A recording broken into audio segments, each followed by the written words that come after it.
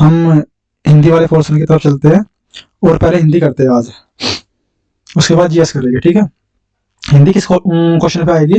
ये 41 से आएगी। ठीक है, अभी हिंदी की तरफ चल रहे हैं,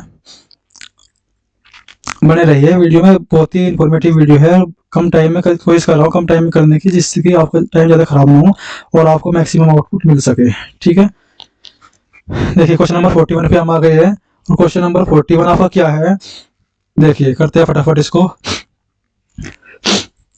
आगे नदियां पड़ी अपार, घोड़ा कैसे जाए पार, राणा ने सोचा इस पार, चेतक था तब तक उस पार। यानी कि क्या हो जाएगा? अतिशयोक्ति अलंकार। ऐसा अलंकार जिसमें बातें बढ़ा चढ़ाकर कही गई हो, वहां पे होता है आपका अतिशयोक्ति अलंकार। क्वेश्चन नंबर 42, टांडा का विलोम शब्द क्या होता है? टांडा का विलोम शब्द लास्य होता है। टांडा वह होता है जो शिवजी भगवान नृत्य करते हैं गुस्से में, उसको टांडा बोलते हैं।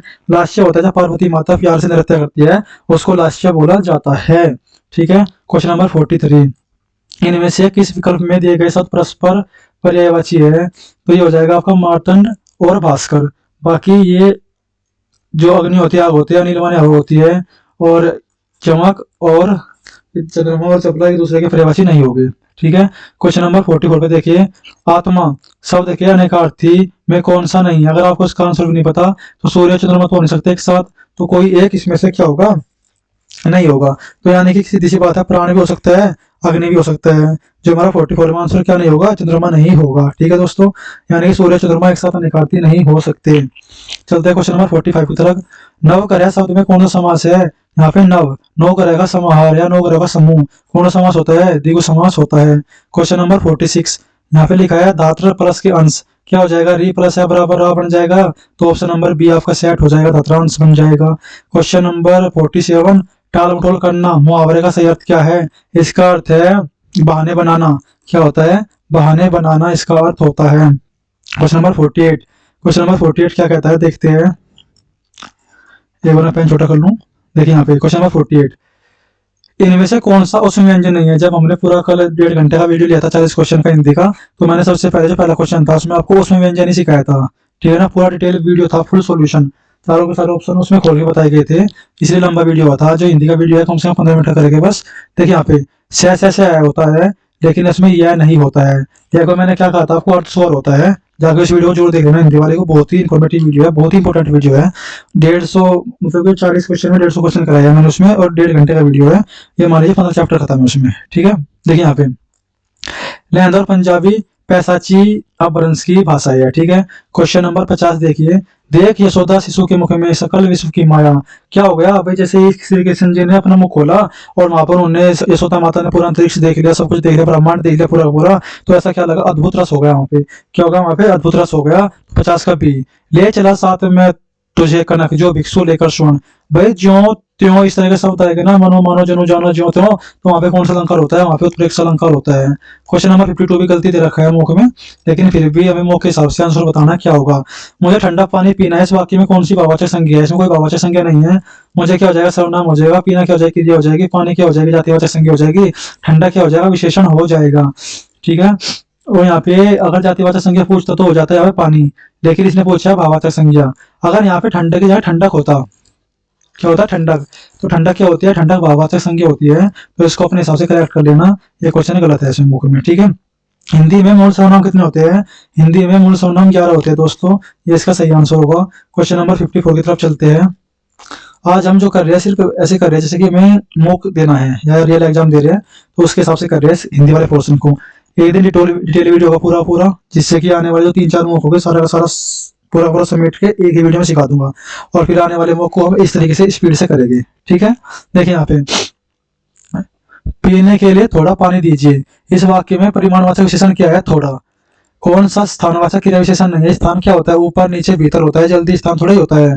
गीता ने सुनकर कविता लिखी, इस वाक्य में कौन सी क्रिया है? जब कल हमने फुल डिटेल वीडियो किया था उसमें मैंने आपको पूर्वकालिक क्रिया, परिणार्थक क्रिया मैंने आपको बताई थी। ठीक है, इसमें क्या हो जाएगी? सुनकर क्या लिखी? कविता लिखी।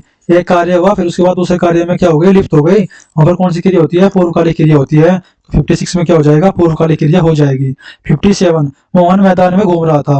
मोक 2 में जो हमने किया फुल डिटेल वीडियो बनाया हिंदी का, पूरा पोर्शन फुल डिटेल है वो, यानी कि एक मॉक को मान लीजिए 5 घंटे का वीडियो बनाया उसमें, और उसमें एक मॉक में मैंने 5 मॉक जोड़ दिए। ठीक है, मोहन मैदान में घूम रहा था। इस वाक्य की क्रिया का काल क्या है? भाई घूम ही रहा है, कार्य पूरा तो नहीं हुआ, यानी कि था पास्ट की बात कर रहा है, तो अपूर्ण भूतकाल हो जाएगा। हमारे प्रति उनका फर्ज बहुत ही ऊंचा है। फर्ज शब्द का लिंक क्या है? अगर आपको ये समझ नहीं आता कि लिंक कैसे पहचाने, तो मेरा या मेरी लगा के देख लीजिए, समझ में आ जाएगा। क्या बोला? मेरा फर्ज। देखिए जो हमारे पश्चिमी साइड के बंदे हैं, वो तो इनमें लिंग में आसानी से विभेद कर लेते हैं, लेकिन जो पूर्व साइड के बंदे हैं, जैसे कि भाई हमारे दोस्त है इलाहाबाद के हो गए, कानपुर साइड के हो गए, तो जो इधर के बंदे होते हैं वो मेरा को मेरी बोलते हैं, ठीक है, मेरी फर्ज इस तरीके से है, तो वो गलती कर सकते हैं। ठीक है दोस्तों, आपको लेकिन समझना है, हिंदी का पेपर है, 2.5 नंबर की बात है, तो इसको लेके चलना है, ठीक है। अगर मैंने गलत बोला हो तो माफ करना, लेकिन ऐसा ही होता है उधर पूर्व साइड में, जो हमारा पूर्वी पूर्वी उत्तर प्रदेश है उस साइड में ऐसे ही बोलता है, मेरा को मेरी बोलते हैं, ठीक है ना। तो यहाँ पे क्या हो जाएगा? मेरा, यहाँ पे मेरा फर्ज पुल्लिंग हो जाएगा। वाक्य में जब वस्तु की सहायता से या जिसके द्वारा कोई कार्य संपन्न होता है, उसका बोध कौन सा कारक के द्वारा होता है? हमने कल कारक की फुल डिटेल वीडियो बनाई थी, उसमें ही हिंदी वाले पोर्शन में। तो यहाँ पे साधन के लिए क्या यूज करते हैं? हम करण कारक यूज करते हैं। चलते हैं क्वेश्चन नंबर 60 पे। जिस नायक का पति परदेश चला गया उसे क्या बोलते हैं? उसे बोलते हैं प्रेषित पति का। क्या बोलते हैं उसको? प्रेषित पति का बोलते हैं। Question number 61। किस वर्ष में हिंदी भाषा को कार्यान्वित करने का प्रस्ताव आया था? 14 सितंबर 1949 को आया था। Question number 62। भाषा के व्याकरण सम्मत आदर्श रूप को क्या कहते हैं? उसको बोलते हैं मानक भाषा।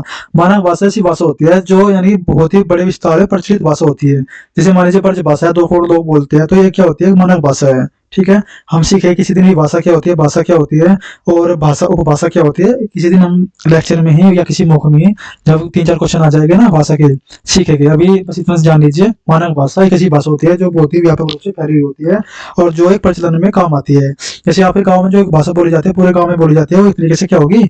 मानक भाषा होगी। पूरे विस्तार में, पूरे बड़े क्षेत्र में बोली जाने वाली भाषा मानक भाषा होती है। रस संप्रदाय के प्रवर्तक कौन है? भरत मुनि है। रस संप्रदाय के प्रवर्तक कौन है? भरत मुनि रस संप्रदाय के प्रवर्तक है। चलते हैं अगले क्वेश्चन की तरफ।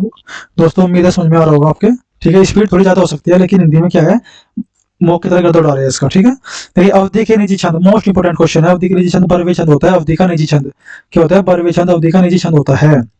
Question number 65। विदित ने अपने मित्रों से कहा उसको उदित की गेंद चाहिए, ठीक है ना। बस पहला वाला ऑप्शन क्या हो जाएगा? सही हो जाएगा। Question number 66। निम्नलिखित में से शुद्ध वाक्य कौन सा है? कल हमने वर्तनी के 30 क्वेश्चन किए थे, मैंने आपको 30 इंपोर्टेंट वर्ड लिखवाए थे वर्तनी के, जो मोस्ट इंपोर्टेंट वीडियो थी कल की, ठीक है। देखिए यहाँ पे पेड़ पर, यहाँ पे बोला था पेड़ पर कौवा बैठा है, हम अपने घर जा रहे हैं, विकल्प है। वह प्रातःकाल घूमता है, समय नहीं आएगा यहाँ पे। सीता गीत गा रही है, बिल्कुल ठीक सेंटेंस है, सीता गीत गा रही है, ठीक है ना। चलते हैं 67 पे। जो संधि विच्छेद करते हैं सत प्लस के शास्त्र, क्या हो जाएगा? सत प्लस के शास्त्र आपका आंसर हो जाएगा। ये संधि विच्छेद का क्वेश्चन था, सत प्लस के शास्त्र, ठीक है। की कर्तव्य विमूढ़, इसमें क्या होता है? जिससे यह न सोच पड़े कि अब क्या करना चाहिए, कि कर्तव्य विमूढ़ का अर्थ ये होता है, ठीक है। ये कम टाइम में मैक्सिमम आउटपुट ले रहे हैं हम दोस्तों, ठीक है। 69। निम्नलिखित शब्दों में से एक का अर्थ तेल भी है, किसका अर्थ होता है? तेल। स्नेह का अर्थ तेल होता है, किसका अर्थ होता है? स्नेह का अर्थ तेल होता है। निम्नलिखित में से किस शब्द में तदित प्रत्यय लगा हुआ है? प्रत्यय 2 प्रकार की होती है, एक होती है कर्त प्रत्यय, एक होती है तदित प्रत्यय। कर्त प्रत्यय का मतलब वे प्रत्यय होती है जो क्रिया के अंत में लगती है। तदित प्रत्यय वे प्रत्यय होती है जो क्रिया को छोड़कर संज्ञा सर्वनाम विशेषण के अंत में लगती है, इसको क्या बोलते हैं? तदित प्रत्यय बोलते हैं। तो आपको पता है पठ नियम में पठ धातु है, पठ क्रिया है, हसोड़ में हस क्रिया है, गंतव्य में गम क्रिया है। तो यहाँ पे जो कृपया है, कृपया कोई क्रिया नहीं है, इस वजह से आपका आंसर क्या हो जाएगा? तदित प्रत्यय का कृपालु आपका आंसर हो जाएगा। 71। ये सब समूह में सभी तत्सम है। छत्र, कंकण और कज्जल आपके क्या है? सभी के सभी तत्सम शब्द है। Question number 72। सच्ची दोस्ती वही है जो संकट के समय काम आए। इसमें रेखांकित शब्द का बताना, पद बताना कौन सा है? इसने पूछा सच्ची दोस्ती, तो कौन सी हो जाएगी सच्ची दोस्ती? भाववाचक संज्ञा हो जाएगी। क्या हो जाएगी? भाववाचक संज्ञा हो जाएगी। Question number 73। मजा आ रहा है ना दोस्तों, स्पीड से भी हो रहा है और मैक्सिमम आउटपुट भी मिल रहा है। परिमाणवाचक क्रिया विशेषण अव्यय क्या है? मैं आपसे एक बात जानना चाहता हूँ, जो हमने कल हिंदी के 40 क्वेश्चन 1 घंटा 45 मिनट में किए थे, या जो आज हम 10 मिनट में कर रहे हैं, आपके लिए कौन सा बेनिफिशियल है? जैसा आप कहेंगे मैं ऐसे करा दूंगा, फुल डिटेल कहेंगे, एक एक ऑप्शन को खोल के पूरा पूरा रिवीजन, या अगर आप ऐसे कहेंगे कि नहीं हमें तो ऐसे ही अच्छा लगता है, 10 मिनट के अंदर पूरी हिंदी खत्म, 10 मिनट के अंदर पूरी जीएस खत्म, तो ऐसा भी कर सकते हैं। लेकिन आपको जिसमें फायदा लगेगा आपको मेरे को बता देना, ठीक है। परिमाणवाचक क्रिया विशेषण अव्यय है। परिमाणवाचक क्या हो जाएगा? अत्यंत, ठीक है। इनमें से विधेय विशेषण का उदाहरण कौन सा है? विधेय विशेषण का मतलब होता है जब विशेष्य के बाद, जब विशेष्य के बाद विशेषण आए उसको बोला जाता है विधेय विशेषण। और विशेष्य क्या होता है? विशेष्य वह शब्द होता है जिसकी विशेषता विशेषण बताता है, यानी कि संज्ञा या सर्वनाम को हम विशेष्य कहते हैं। और विशेषण संज्ञा या सर्वनाम की क्या बताता है, विशेषता बताता है। देखिए यहाँ पे लड़का क्या है, एक संज्ञा है, और यहाँ पे आलसी क्या है, इसकी विशेषता बता रहा है। घोड़ा गुणवाचक विशेषण है, काला यहाँ पे, और यहाँ पे क्या है, संसार के बाद मिथ्या युग हुआ है, तो यहाँ पे क्या हो जाएगा, सभी के सभी विधेय विशेषण के उदाहरण हो जाएंगे। चलते हैं अगले क्वेश्चन की तरफ। 75 नंबर क्वेश्चन, किसी के द्वारा कहे गए कथन को मूल रूप से लिखने के लिए कौन सा विराम चिन्ह प्रयुक्त होता है। यहाँ पे जो प्रयुक्त होता है उद्धरण चिन्ह प्रयुक्त होता है, इसको बोलते हैं इखरा उद्धरण, और डबल वाले को बोलते हैं तिखरा उद्धरण, ठीक है ना, या दोहरा भी बोल सकते हैं आप।